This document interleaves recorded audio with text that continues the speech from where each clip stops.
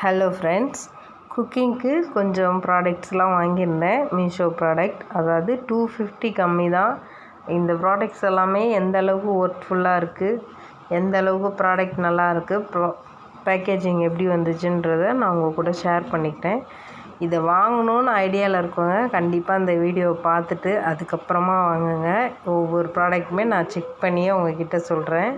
மொத்தமாக 3 ப்ராடக்ட் வாங்கியிருக்கேன். ஒவ்வொன்றுமே 250 சம்திங் தான் வந்தது எனக்கு. வாங்க பார்க்கலாம். ஃபஸ்ட்டு இந்த ஏர்டைட் பாக்ஸ் தான் வாங்கியிருந்தேன். இதோட ப்ரைஸ் பார்த்திங்கன்னா 236 தான் வந்தது. மீஷோவில் தான் வாங்கியிருந்தேன். மீஷோவில் ஃப்ளிப்கார்ட்டில் தான் நான் ப்ராடக்ட்லாம் போடுவேன், ஹோமில் யூஸ் பண்ணுறது எல்லாமே. இந்த டைம் மீஷோவில் செக் பண்ணி பார்க்கலாம் அப்படின்றதுனால வாங்கியிருந்தேன்.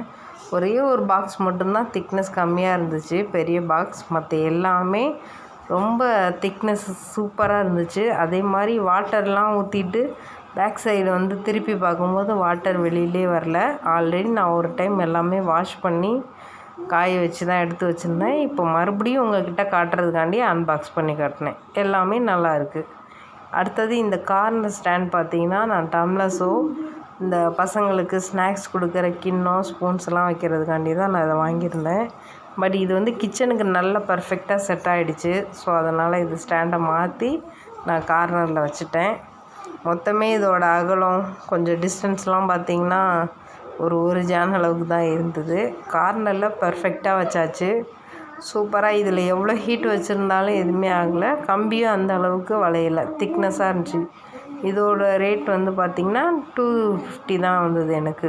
250க்கும் கொஞ்சம் கம்மி தான். இந்த பிளேட்ஸ் பார்த்திங்கன்னா மொத்தமாக 4 பிளேட்ஸ் வரும். அது இல்லாமல் 4 பவுலு, 4 ஸ்பூன் வரும். சூப் செட் பவுல் இது. ரொம்ப நல்லா இருந்தது, எதுவுமே ஆகலை. ரொம்ப நாளாகவே இந்த புளியை நான் வச்சு பார்த்தேன்.